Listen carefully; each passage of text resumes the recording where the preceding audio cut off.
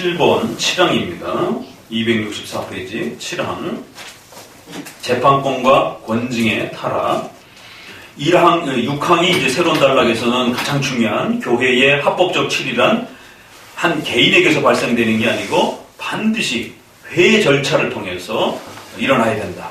그리고 장로회라고 하는 이 수중에 있는 것이다. 그리고 장로회는 비록 한 개인이 미자립교회라든가 미조직교회에서는 집행할지라도 삼권분립 개념에서 판사가 단독 심리를 하고 복합적으로 배석 판사를 통해서 심리하듯이 장로회라고 하는 것은 한 개교회로 분리되어 있는 게 아니라 미자립교회든 자립교회든 또 조직교회든 미조직교회든 모든 교단 안에 장로회로 존재를 하는 거예요. 그래서 당회, 또 그 다음에 노회, 총회라고 하는 하나의 장로회 법에 입각해서 그 질서 속에서 존재하는 거기 때문에 그 장로회법에서 아직 미조직 교회들은 당회장, 임시당회권을 갖고 있는 목회자가 30명 아래에 있는 그러한 교회들은 얼마든지 자유롭게 혼자서 통치하라라고, 혼자서 치리하라라고 그 사법적 권한을 단독 심리로 하라라고 그렇게 허락해 준 겁니다.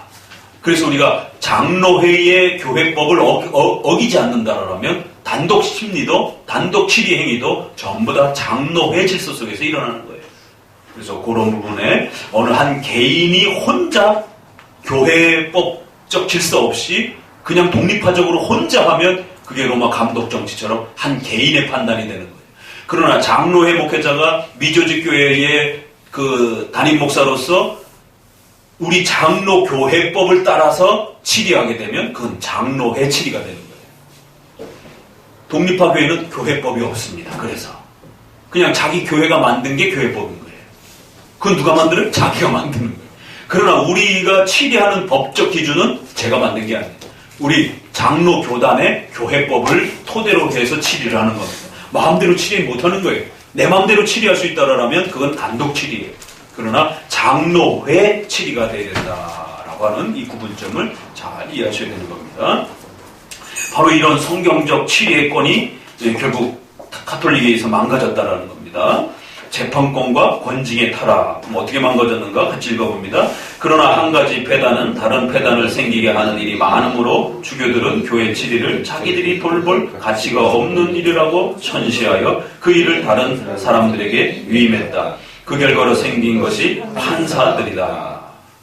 그래서 교회 치리를 맡아야 될 감독과 장로들이 그 치리를 일반 국가에다가 넘겨버렸다는 거예요. 어느 시기부터 중세시대에 이런 일이 벌어졌어요. 그래서 교회 치리를 국가가 행하는 이제 이런 일들이 벌어진 거죠. 처음부터 그런 건 아니라는 겁니다.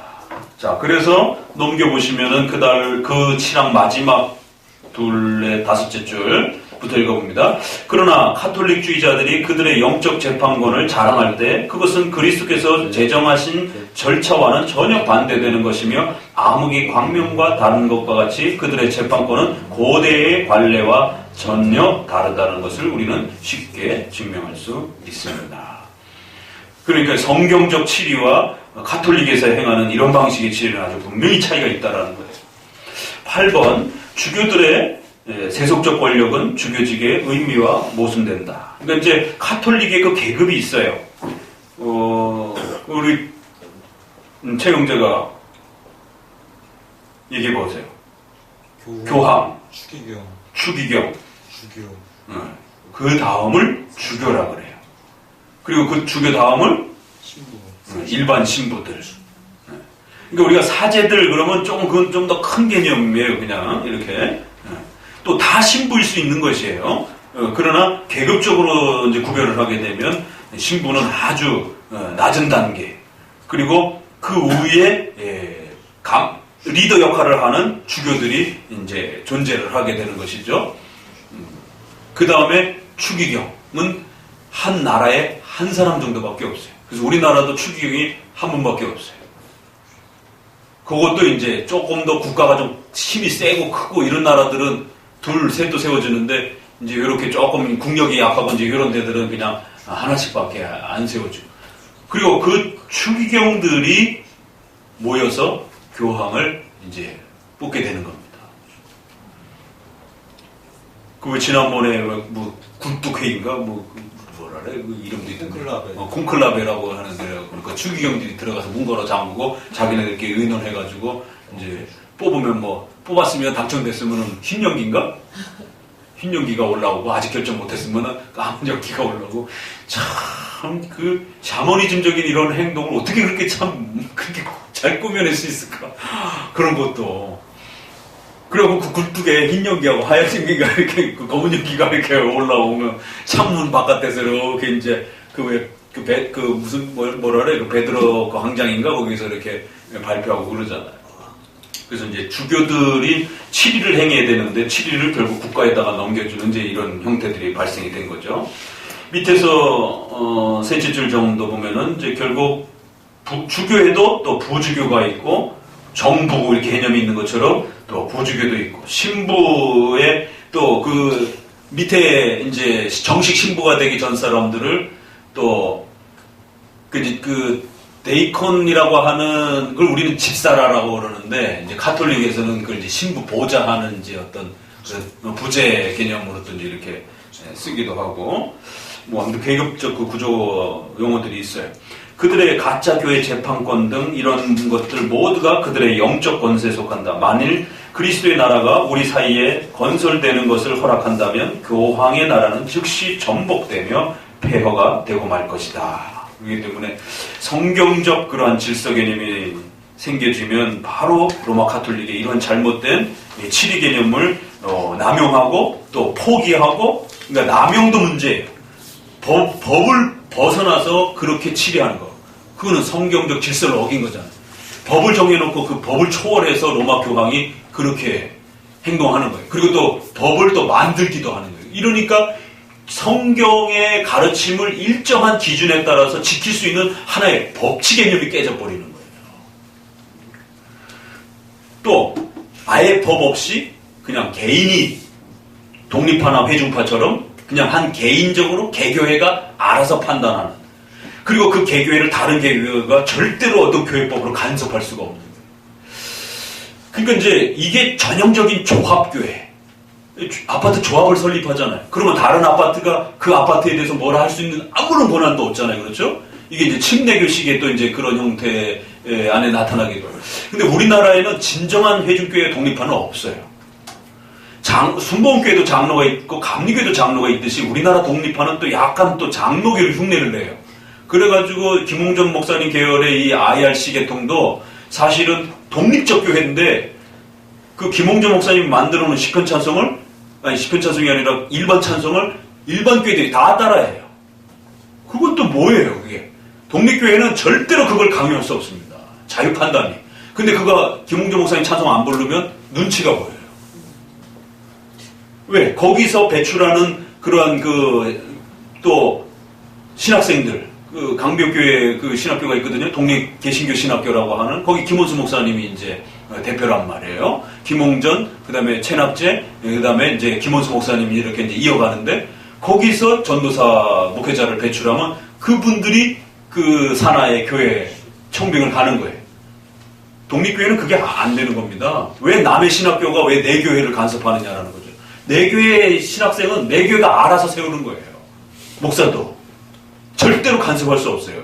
이렇게 어떤 그 중심된 신학교가 그 신학교육을 하고 그러면 그 신학교육을 누구 신학교육을 할 겁니까? 그렇잖아요. 그러니까 하나의 신학교육이라는 게 통일돼 버리잖아요. 이런 개념들은 장로교계 개념이에요. 그래서 통일된 신학을 가르쳐주고 그 통일된 신학 아래서 배출된 사람이 산하의 교회 가가지고 같은 그 신학을 가르치는 거예요. 이거는 장로교 개념입니다. 질서 개념이에요. 그러니까 우리나라 독립파들은 장로교를 이렇게 벤치마킹한 형태로 이렇게 그래갖고는 예배 순서도 비슷하고 독립파들은 교리도 비슷하고 예배 내용도 비슷하고 찬송도 똑같고 장로교죠. 그렇게 되면 이렇게 이게 그 하나의 법적 효력을 발휘하면 근데 우린 자유야. 그런데 그걸 안 하면 그 공동체에서 생활하기가 상당히 눈치 보이는 거예요. 왜 안 따라하지? 이런 식의. 그러니까 결국 독립화를 진정으로 한다는 게 이렇게 어려운 거예요. 그렇다고 그러면 장로교도 아니고 그래서 이런 독립파 회중파가 성경의 지지를 받지 못하는 이제 이런, 그리고 또 실용적으로도 상당히 이렇게 어려움을 겪는 이제 이런 일이 벌어질 수 있다라는 거예요. 그러니까 성경적 치리, 왜냐면 이게 치리가 발생이 되면 사법부 행동을 해야 됩니다. 당회가. 그런데 만약에 당회가 뭔가를 치리를 했는데 그 치리에 대해서 잘못됐다고 판단이 되면 더 이상 뭘 할 수가 없어요. 일반 독립파는. 장로로 있다가 장로 면직을 당했어요. 어디다 하소연할 겁니까? 목사님이 이단적인 설교를 했어요. 어디다 설교를 할 거예요? 그냥 그 교회에 나오는 수밖에 없는 거예요. 이게 독립파입니다. 어디 가서 호소해가지고 좀 목사님 설교 좀 살펴달라고 말도 못하는 거예요. 왜? 취해복권이니까. 아무도 간섭 못하는 거예요. 그러니까 로마 카톨릭처럼 너무 간섭을 해갖고 모든 전국의 산하 조직을 다 장악해도 문제가 되는 거고, 아무도 간섭할 수 없는 이런 또 치리 행위가 돼도 문제가 되는 거예요. 인류 역사는 이거 다 해봤어요. 그렇죠? 왕 정치를 해갖고 왕이 마음에 안 들면 다 죽이는 거예요. 이게 이제 1인 정치 폐해인 거고. 근데 법이 없이 그냥 무질서, 내란이 일어나면서 자기 멋대로들 그냥 막 쏴 죽이고 치리하고 막 이러잖아요. 이건 또 폭동이 되는 거죠, 이거는. 그래서 하나의 그 그룹끼리 자기들끼리 모여가지고 또 폭동의 어떤 힘을 또 견주기도 하고. 근대 국가가 그나마 겨우 정신 차리고 법 질서 체제 아래서 모두가 치리를 받아야 된다라고 하는, 돈이라든가 신분이라든가 이런 거 상관없이 모두가 공정하게 법 아래에서 치리 받아야 된다는 게 이게 장로교회법인 겁니다. 이게. 그러니까 이 재판권의 타락이 되면 국가도 타락하는 거고, 재판권이 타락하게 되면 교회도 타락하는 것이에요. 자, 넘어가 봅시다. 밑에 줄 264페이지 밑에 줄. 그러나 그들은 경고하며 출교를 선언한다. 분명히 그들은 하나님을 희롱하고 있다. 그러니까 법정이 엉망이 된다라는 거예요.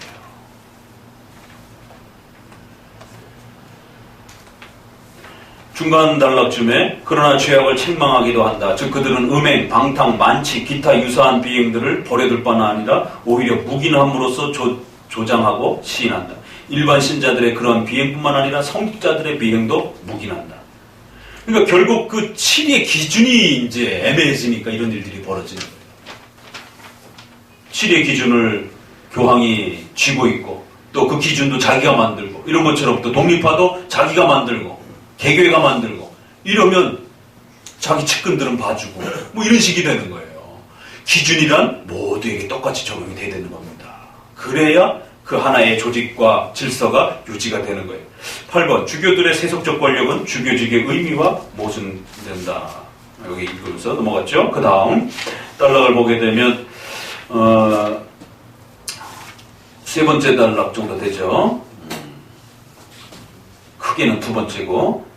자, 읽어봅니다. 내가 비난하는 것은 개인의 과실이 아니라 계급 전체의 공통된 범죄, 즉 그 극심한 해독이다. 그래서 만일 이 문제에 대해서 그리스도의 권위를 구한다면 그리스도께서는 그의 말씀을 전하는 사람들이 세속적인 지배력과 지상의 권위를 가지는 것을 원하시지 않을 것이 분명하다. 교회의 치리권을 국가가 행사하면 안 된다는 거예요. 마태복음 20장에도 보니까 이방인의 집권자들이 저희를 임의로 주관하고 그 대인들이 저에게 권세를 부리는 줄을 너희가 알거니와 나는 너희 중에 그렇지 아니하니. 예수님이 말씀하셨을 때는 교회 치리와 세상 치리는 구별되어야 된다라는 뜻이라는 거예요. 이 말씀의 뜻은 목사의 직분은 군주의 직책과 다를 뿐만 아니라 그 차이가 아주 심해서 한 사람이 겸할 수 없다라는 것이다. 모세가 그러면 두 직책을 겸했다는 것은 첫째, 희귀한 기적에 의한 일이었고, 모세는 1인 통치 시대였잖아요. 그 시절은. 그러나 또 70인의 장로가 세워졌을 때는 또 모세가 일정한 부분을 70인의 장로에게 위탁을 합니다. 그러니까 하나님께서 일정한 부분에서는 감독 정치가 진행되기도 하는 거예요. 교회 역사 속에. 그래서 우리가 이거를 정치 부분도 옳리라고 함부로 말하면 안 되는 겁니다.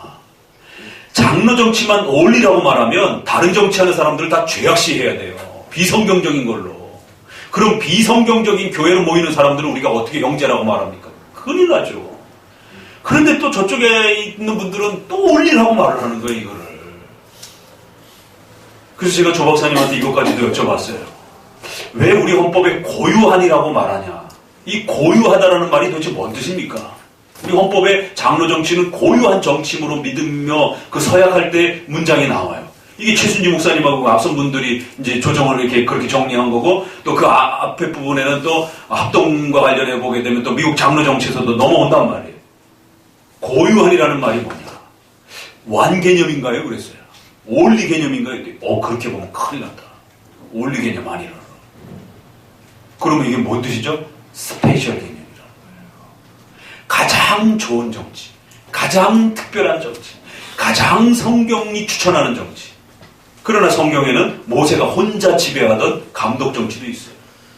또 회중들의 요구를 들어주는 회중적 그런 모습도 있는 것이고, 그래서 교회가 연약할 때는 그런 모습으로도 있을 수 있는 겁니다. 초대교회가 장로 정치예요, 감독 정치예요? 초기는 감독 정치죠. 왜? 사도들이 다 명령하잖아요. 이렇게 해라, 저렇게 해라. 직통계시 받고. 그러나 이제 거기에 이제 제자들이, 장로들이 세워져 가면서 회정치가 사도행전 15장만 해도 벌써 일어나는 거예요. 그러나 아주 초기는 그냥 사도들이 자기 마음대로 결정하는 거예요. 또 그러면서도 사도들끼리 모여서 회의도 하기도 하고. 또 모세 시대에, 또 다윗 시대에 왕이 제사장 역할을 하기도 하고, 또 선지자 역할을 하기도 하고, 그러면서 또 제사장 역할은 또 분리시켜 놓기도 하고. 우시아가 기억하라 그랬죠. 제사장 흉내에 참여하다 욕심내다가 문득병 걸려가지고 죽으나? 우시아 왕. 잊어먹지 마세요. 그건 제사장을 분리시켜 놓고, 사울왕도 선지자 사무엘이 해야 할 그 제사를 대신 집례하다가 버림받은 거. 그래서 제사장은 조금 분리되어 있지만 선지자 역할과 왕 역할은 거의 왕들이 동시적으로 또 이렇게 하기도 하고, 후대에는 또 선지자도 구별이 되기도 하지만, 올리라고 장로 정치를 또 그렇게 말하면 안 됩니다. 지금 올리라고 주장하는 분들 때문에 지금 또 아주 고통을 겪고 있어요.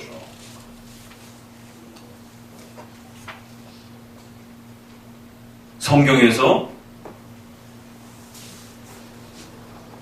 기독교 강요에서도, 또 웨스트민스터에서도 올리라고 말하지 않습니다.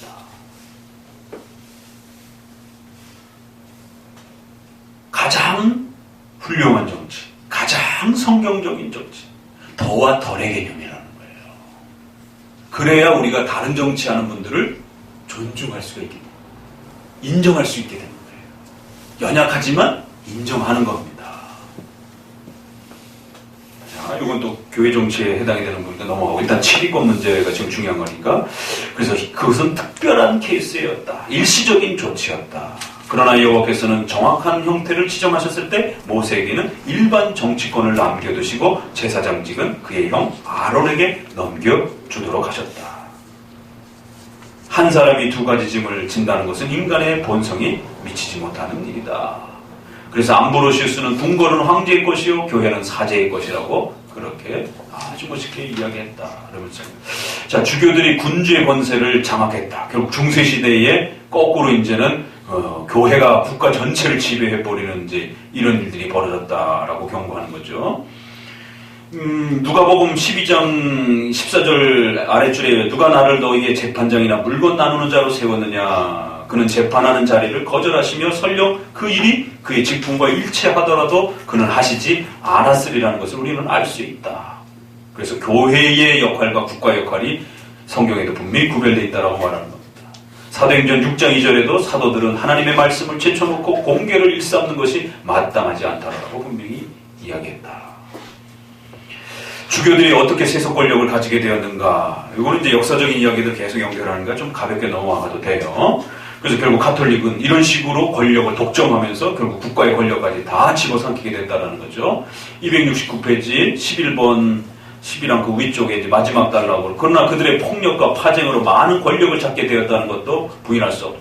주교들에게 재판권을 기꺼이 넘겨준 군주들은 여러 가지 동기가 있었겠지만 그들의 선심에 다소의 경건의 색채가 있었다고 인정하더라도 그들은 그 미련한 선물로 교회의 복리를 도운 것이 아니라 고대로부터 내려온 교회의 진정한 권징을 타락시킨 것이다. 솔직히 말해서 그들은 교회의 권징을 완전히 소멸시켰다. 네. 처음에는 국가에다가 치리권을 넘겨줬는데 나중에는 국가를 완전히 장악을 해버렸어요. 그런 식으로 타락이 일어날 수 있다. 그래서 치리권은 국가까지 다 장악을 해도 문제고 또 반대로 우리의 치리권을 국가에다 넘겨도 문제가 되고 그래서 교회의 치리는 교회의 치리답게 그렇게 행해야 된다. 두 개의 위험이 다 있다라는 거예요. 자, 기도합니다. 하나님 감사합니다. 오늘도 예수님